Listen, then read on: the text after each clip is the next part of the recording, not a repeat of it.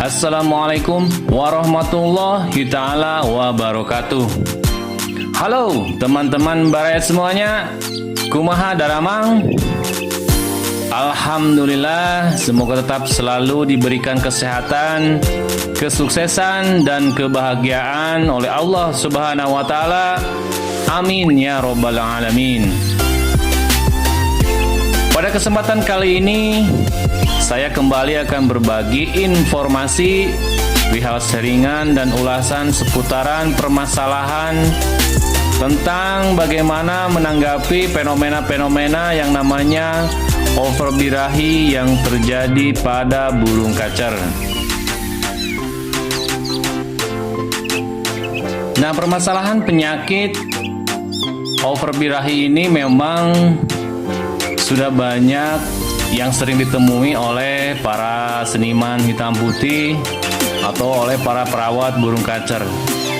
Karena fenomena yang namanya overbirahi ini merupakan fenomena momok yang sangat bikin mood kita jadi kurang baik, mood kita jadi down.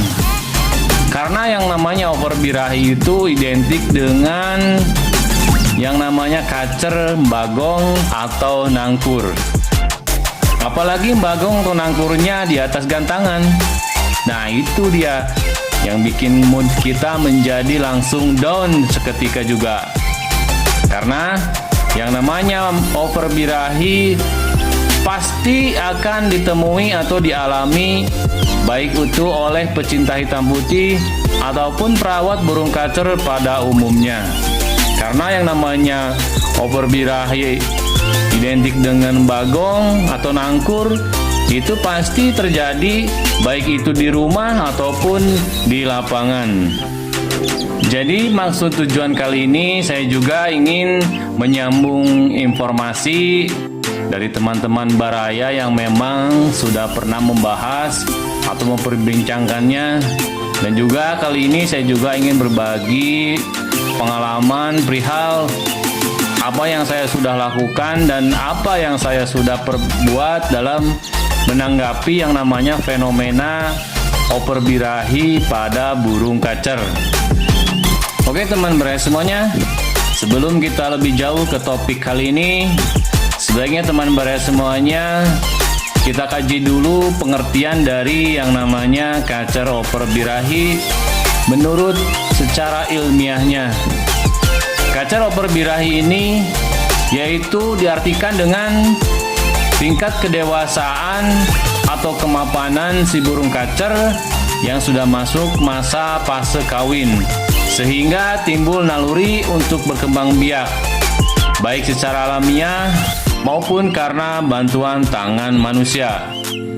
Nah, dalam fase ini kadang bagi burung kacer yang memang ada di penangkaran ataupun di dalam pemeliharaan manusia, kadang kita sebagai perawat burung tersebut kurang begitu memahami siklus fase itu.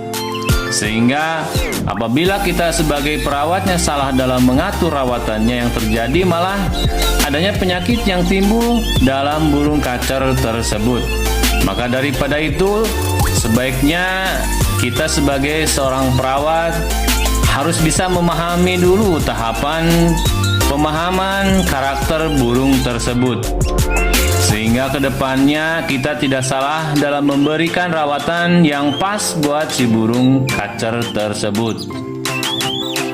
Karena faktanya yang namanya overbirahi ini memang banyak terjadi pada burung-burung yang jinak dan memang kolokan. Namun juga tidak menutup kemungkinan bisa terjadi pada burung-burung yang giras, yang masa usianya sudah mapan dan sudah cukup untuk kepada fase kawinnya. Banyak faktor yang menyebabkan seekor burung kacer mengalami penyakit yang namanya overbirahi. Di antaranya, selain salah pola pemberian rawatan harian dan salah penerapan rawatan lomba, dan juga kurang memahaminya karakter dan kondisi burung tersebut. Misalnya dengan pemberian ekstra puding yang over dan kurang cocok bagi si burung kacer juga.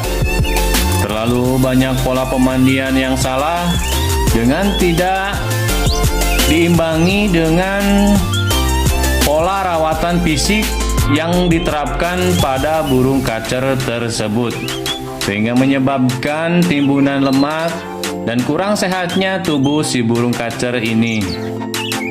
Banyak ciri-ciri yang diperlihatkan si burung kacer yang sedang mengalami kondisi overbirahi atau OB, baik itu secara penampakan dari fisik tubuhnya ataupun gestur dan tingkah laku yang diperlihatkannya.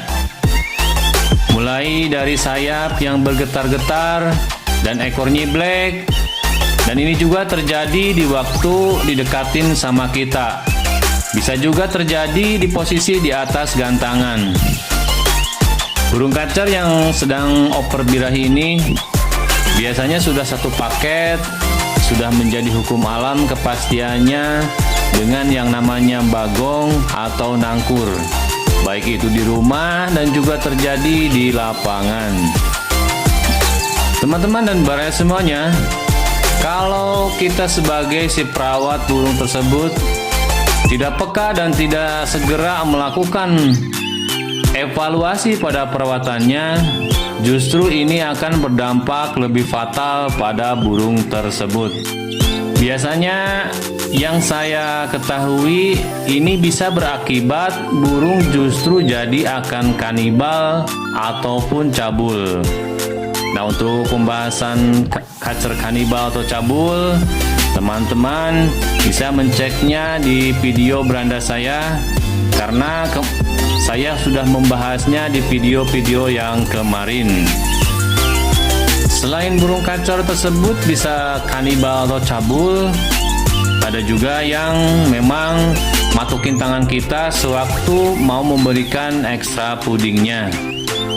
Kadang juga ada yang bertingkah matukin ornamen seperti karpet, bola, kerodong, sampai cepuk tempat makanannya pun tidak luput dihajarnya juga. Dan juga apabila ada yang sambil bawa sangkar kosong, biasanya burung kacer tersebut akan ngejar dan kayak mau nerkam, seperti yang kesurupan, dan sudah pasti akan langsung bagong atau nangkur. Nah, teman baraya semuanya, kalau kita memang sudah bisa memahami dan mengerti gelagat yang terjadi pada burung kacer rawatan kita ini, dengan ciri-ciri yang sudah saya jelaskan dan uraikan tadi, maka teman baraya semuanya harus segera melakukan evaluasi perubahan di pola rawatannya. Biasanya pengalaman yang saya sudah alami untuk tahap awal, yaitu dengan mensterilkan atau mengisolasikan dulu burung kacer tersebut ke tempat yang tidak ada burung fighter dan burung masteran lainnya, dengan menetralkan kondisi tubuhnya tanpa ekstra puding dulu selama 3 hari ataupun paling lama seminggu, dengan pemberian pakan pur yang minim protein, biasanya yang kadar proteinnya antara kisaran maksimal 16%. Teman baraya semuanya, setelah melalui proses isolasi dan 0 ekstra puding, selanjutnya baru kita mulai melakukan pola rawatan harian. Itu juga ditunjang dengan adanya perubahan yang positif pada burung kacer tersebut. Nah, untuk pemberian ekstra pudingnya biasanya minim dulu ya, yaitu maksimal pagi 3, sore 3, sampai pola pemberian IF ini dilakukan selama paling cepat 1 minggu. Dan apabila perubahannya kian bertambah positif, tahap selanjutnya teman baraya semuanya bisa menambahkan pola penjemuran sesuka si kacernya. Nah, untuk pola penjemuran suka si kacer ini saya juga sudah membahasnya di video-video kemarin. Teman-teman dan baraya semuanya juga bisa mencek di video-video yang ada di beranda channel ini. Nah, untuk pengertian dari pola penjemuran si suka kacernya ini diartikan di mana waktu pas penjemuran si kacer itu menikmati penjemurannya dengan ciri-ciri seperti sayap dan bulunya mengembang kayak burung yang sudah mati. Nah, pola penjemuran ini mungkin ada seperti yang ada di video ini. Nah, pola ini silakan lakukan apabila si burung kacer tersebut menikmatinya, dan polanya disesuaikan aja. Kadang ada yang selang 1 hari, kadang selang 2 hari. Yang penting mampu si kacernya. Biasanya ciri-cirinya sih kalau memang si kacer itu sudah cukup untuk melakukan penjemurannya, dia akan merasakan kepanasan dengan ditandai loncat-loncat dan kayak konslet, ataupun memang kayak gelisah untuk mencari tempat yang lebih dingin. Dan untuk pola pemandiannya, biasanya yang saya lakukan itu saya lakukan kisaran antara seminggu sekali. Apabila sudah masuk pola lombanya, untuk pola pemandian hanya dilakukan apabila kita akan berangkat ke tempat lomba, ataupun juga bisa dilakukan setelah pulang dari lomba tersebut. Teman baraya semuanya, lakukan pola-pola ini sampai si burung sehat dan ada perubahan yang positif. Biasanya memang ditandai dengan kotoran yang sehat, burung banyak diam, tidak gacor lagi, tadinya matukin tangan jadi tidak lagi, dan banyak perubahan lainnya yang biasanya itu masuk ke waktu selama 2 minggu. Dan satu hal lagi teman baraya semuanya, dalam pemberian ekstra pudingnya lakukanlah setelah dimana waktu penjemuran dilakukan, biar metabolisme dalam tubuhnya itu bagus. Kalau tidak pas penjemuran seperti biasa saja dan sesekali burung untuk diablak. Baiklah teman baraya semuanya, demikian ulasan dan penjelasan dari saya perihal sharingan ulasan kacer oper birahi. Semoga apa yang saya utarakan teman-teman dan baraya semuanya bisa memahaminya. Apabila teman baraya semuanya masih merasa kesulitan perihal ulasan ini, teman baraya semuanya silahkan tinggal utarakan di kolom komentar yang sudah disediakan. Dan apabila teman baraya juga punya tambahan ataupun ada koreksian perihal ulasan-ulasan yang saya sudah utarakan ini, teman baraya semuanya tinggal tulis juga di kolom komentar. Saya sangat berterima kasih sekali atas apresiasi dan support dari teman baraya semuanya. Hanya dengan menyimak semua ulasan dan penjelasan dari saya sampai selesai. Dan juga tidak lupa lagi yang baru gabung, tinggal subscribe, like, komen, dan tekan tanda lonceng biar bisa update terus perihal informasi dan sharingan video-video ulasan dari saya.